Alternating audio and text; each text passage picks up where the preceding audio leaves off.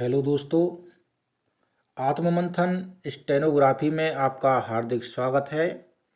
100 शब्द की गति से आरएसएम एसएसबी या आरएसएसबी के लिए डिक्टेशन शुरू होगा कुछ समय बाद।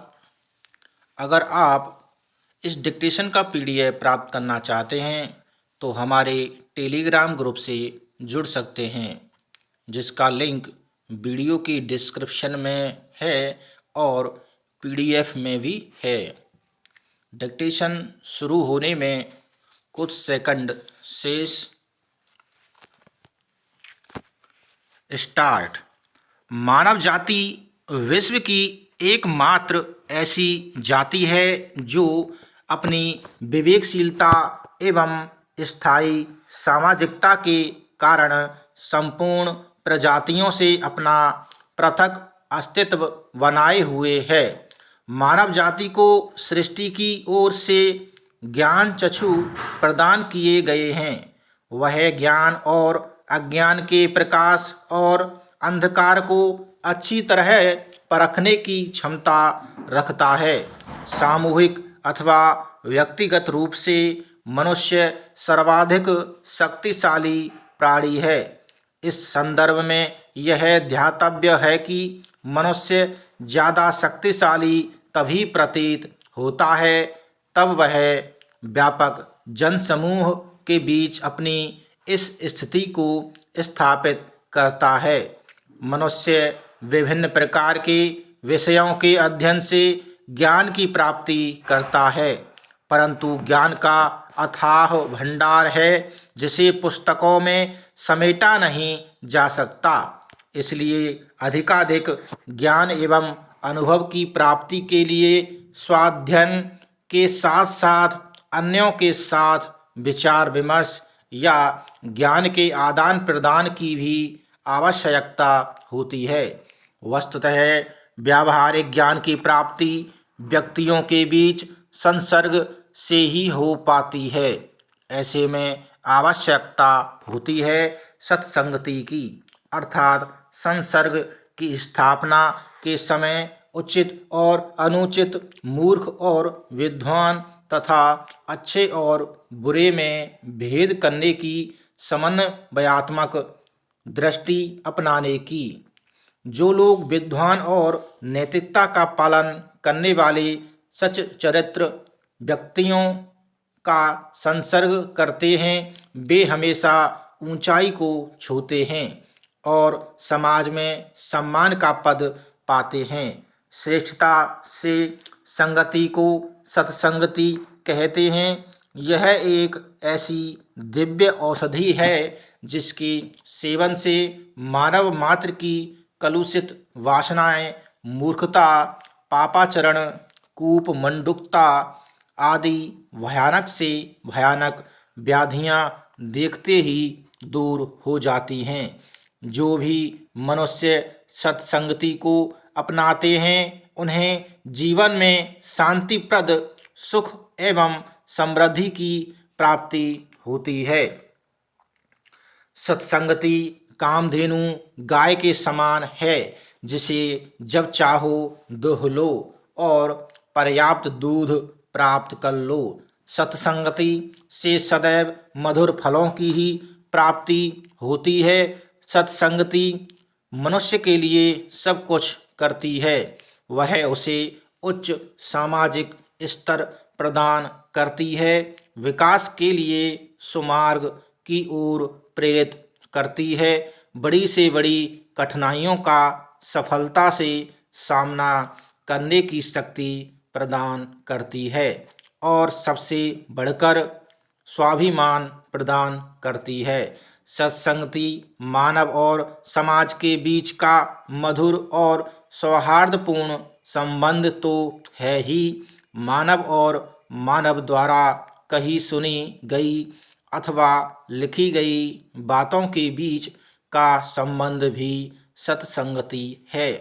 इस प्रकार यह स्पष्ट होता है कि सत्संगति दो प्रकार से संभव है। पहला सजीव और सजीव के बीच तथा दूसरा सजीव और निर्जीव के बीच। सजीव से सजीव की सत्संगति अधिक प्रभावकारी और चिरस्थायी होती है, क्योंकि यदि दो सजीव मानवों की संगति होगी तो उनके बीच जिन विचारों का और जिन आचरणों का आदान प्रदान होगा वह समसामयिक परिस्थितियों के अनुरूप होगा। दूसरी ओर सजीव और निर्जीव पुस्तकों के बीच की संगति कम प्रभावकारी और क्षणिक होती है। पुस्तकों में वे ही बातें लिखी जाती हैं जो बीत चुकी होती हैं अथवा उस समय घट रही होती हैं। इससे होता यह है कि मनुष्य पुस्तकों की बात में उलझ जाता है और समय उसे छोड़कर उससे काफ़ी दूर निकल जाता है।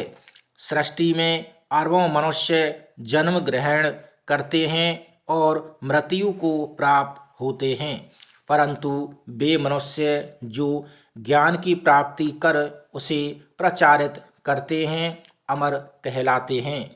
ज्ञान प्राप्ति की सबसे बड़ी साधिका है सत्संगति। इसके बिना तो ज्ञान की कल्पना तक नहीं की जा सकती।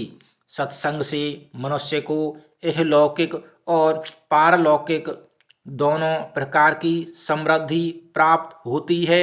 इससे मनुष्य को अपने जीवन काल में सुख, समृद्धि एवं परम शांति की प्राप्ति होती है। सत्संगति करने वाला मनुष्य विश्व में उच्च स्थान प्राप्त करता है और उसकी कीर्ति की पताका संपूर्ण संसार में लहराता है। आज तक विश्व में जितने भी धर्म और दर्शन सृजित हुए हैं उन सभी ने सांसारिक बंधनों से मुक्ति का एकमात्र उपाय मोक्ष की प्राप्ति को बताया है। मोक्ष की प्राप्ति पूर्ण ज्ञान के बिना संभव नहीं है और पूर्ण ज्ञान की प्राप्ति का एकमात्र उपाय सत्संगति ही है। सत्संगति से मनुष्य में धैर्य, साहस और सांत्वना का संचार होता है। यह मनुष्य को इतना विवेकपूर्ण बना देती है कि वह बड़ी से बड़ी विपत्ति में भी संघर्ष करने का अपना साहस नहीं छोड़ता।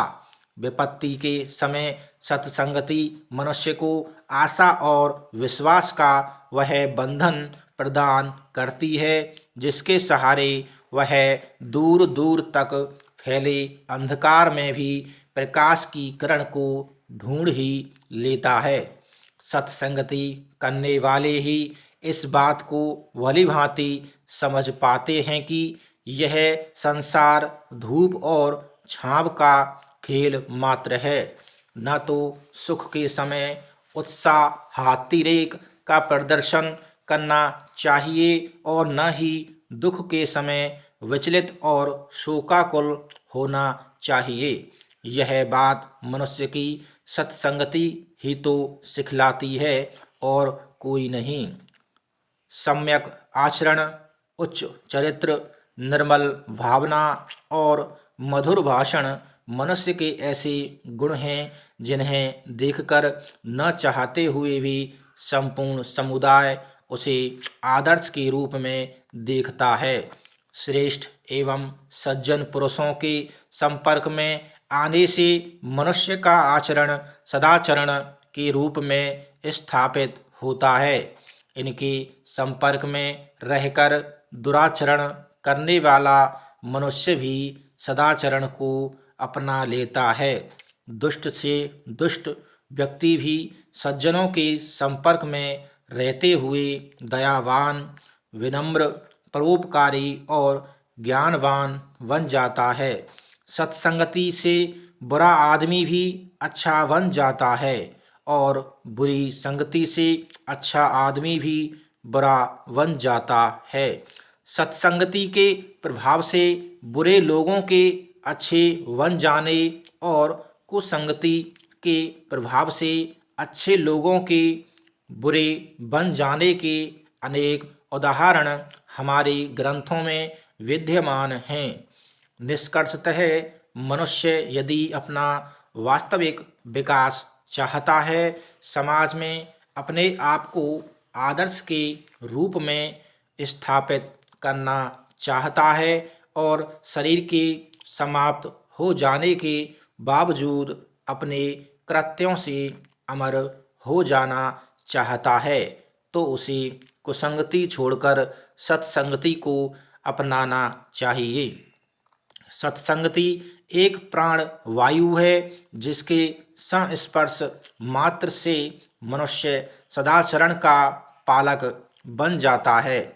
मनुष्यों के बीच दुराचार, पापाचार, दुश्चरित्रता, दुर्व्यसन आदि का वातावरण कुसंगति के कारण निर्मित होता है। दुष्ट, दुराचारी, पापाचारी और दुर्व्यसनी व्यक्तियों का संसर्ग कभी नहीं करना चाहिए।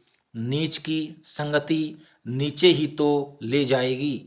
जिस मार्ग का प्रवाह ही नीचे की ओर होगा, उस मार्ग पर चलकर कभी ऊपर जाने की कल्पना भी की जा सकती है।